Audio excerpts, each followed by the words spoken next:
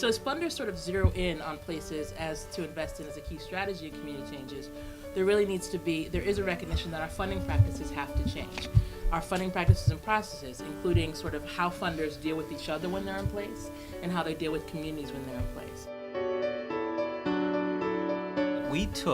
In the administration, we took lots of inspiration from philanthropy, because we knew that philanthropy had been about supporting place-based, comprehensive, integrated work for years. And in fact, I think there was as much, I hope, of a humble recognition on the part of the federal government that we were actually late to the game. And perhaps that is the case for the public sector in general. I do want to say, though, and you heard this expressed in the last panel, and this may be a ringing refrain, when we do get it right in the public sector, it's actually really great when we hear that from the private and philanthropic sector. We believed, even though it felt oxymoronic for folks, that the federal government could actually be a partner, and that we could work with communities on locally defined challenges and locally defined solutions, but that the federal government needed to partner differently in a problem-solving posture with local communities. My core philosophy is that you need an honest broker to broker these relationships and be authentic. But before you even do that, you need to create a process where you bring people together to get common consensus. What is the relationship between philanthropy and government, and philanthropy and community, if in fact we're going to be agents of change?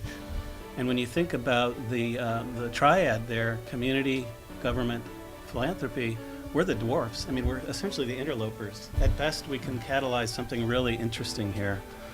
To me, and I think every funder is different and every philanthropy is different, the philosophy in our world is the issue is actually not about risk, and we'll talk about that, because I think what differentiates us in how we braid our work and our money is getting a role clarity really clear here, and in addition to role clarity is getting really clear what's the impact we're trying to have together. So if anybody should and can take risk, actually, it ought to be philanthropy, because we don't get put in jail and we don't get unelected.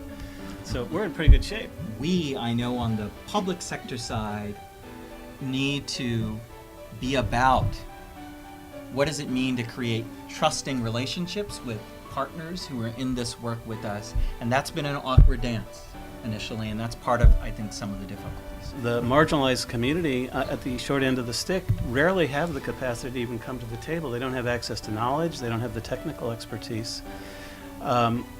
And I think it's a fundamental obligation of philanthropy in this whole situation to make sure that the transfer of ownership of problems and solutions go back to the people. And that includes not just the right to be consulted, but the right to actually have knowledge and information and data and solutions and be able to develop them for themselves. I think across any of the place-based initiatives, even non-place-based initiatives, I think there's been an increasing recognition federally, whether we've called it collective impact or not, that it's really important to think in these more comprehensive, integrated ways, kind of one tables of conversation. How do we look at results and data sets together? What does our learning and discovery process look like across numbers of sectors? And in particular, where's the backbone organization? And I see philanthropy in its most immediate way, giving them small victories so that they stay in the race. So we have talked about big comprehensive things, but giving that community group a grant from a foundation that helps them survive makes them also ripe for action. I was going to say affirmative action, but makes them ripe for action. The effort to braid creates a constituency in something very strong, and it's hard to kind of take it away. I mean, I'm being simplistic, but so I think once you start it, it's hard to unravel.